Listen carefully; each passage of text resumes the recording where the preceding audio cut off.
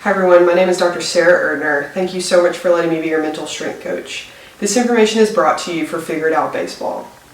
Now this is video 7, a part of a series that's teaching you the foundations of sports psychology. Now if you haven't watched the other videos in this series up to this one, I want to encourage you to start at video 1 because they keep building off of one another. Now this is video 7 of a series that's teaching you about the foundations of sports psychology in order for you to be a mentally stronger baseball player. Now if you haven't watched any of the videos up to this point, I want to encourage you to start at video 1 because each video builds off the next in order for us to get to the end of this series, video 10, which is going to put them all together. So in this video, video 7, and also video 8, we're going to be talking about an extremely important component to your mental strength that a lot of people don't talk about. It's your emotions. A lot of people probably don't talk about your emotions because they believe that, well, you shouldn't feel any emotions. You should just be neutral about everything.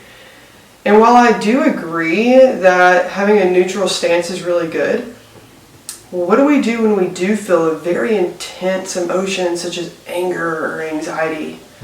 Well, when we feel those, because we've been told that we're supposed to be neutral our whole lives, very stoic and cold-blooded, then we start to freak out and our confidence starts to hurt because we think, gosh, I'm feeling this emotion, and good elite athletes aren't supposed to feel anything. They're supposed to be unfazed at all times.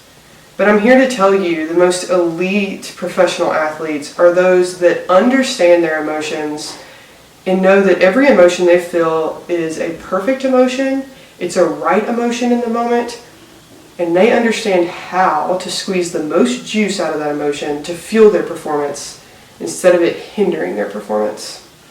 So, in this video I want to talk more about emotions, what they are, and how we can look at them in a different way. And then in the next video, we're going to be talking a little bit more about your personal emotions and how we can use them to fuel your performance. So, for starters, what I want to introduce you to is something I use a lot called the emotion wheel, which should be popping up on your screen. And what you're going to notice is that there are 3 circles to this wheel. It starts out with the center, which are your kind of blanket emotions such as anger, sadness, happiness. And then it goes out and becomes a little bit more detailed from there. And then you reach the outer circle, and those emotions are a little bit more detailed than the ones that you saw in the center. What's so great about this emotion wheel is a lot of times people will say, I'm feeling angry. But they're not technically feeling only angry, because angry means that you're opting into all those other emotions that are a branch of it, that you're also feeling frustrated and all this stuff. Well, maybe you're not actually feeling frustrated, but you're feeling another form of anger. What this wheel allows you to do is to say, okay, I know I'm feeling angry, but what kind of anger am I feeling? And we can better understand what we're feeling. And when we better understand what we're feeling, we can process the emotion better to understand how it can fuel our performance.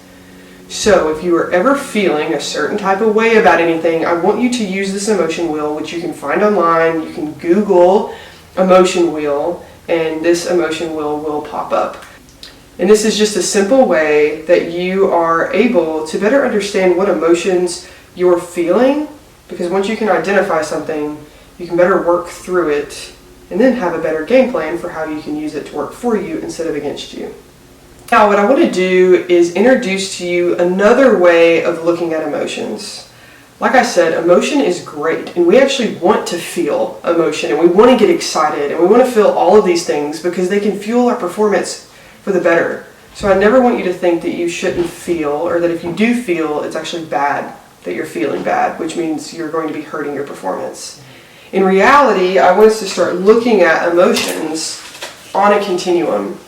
So for example, if you're feeling frustrated, for example, you just made an error, and it makes you super frustrated that you just made that error. It's about looking at frustration and not saying, frustration's bad, I shouldn't feel this way. It's more about saying, how can I use this frustration to actually help my performance, to fuel my performance, instead of, on the other side of the continuum, to hinder my performance. It's not about labeling an emotion as good or bad. It's simply about looking at this emotion and saying, this emotion is right for the moment, it's perfect for the moment, so how can I use it to fuel my performance?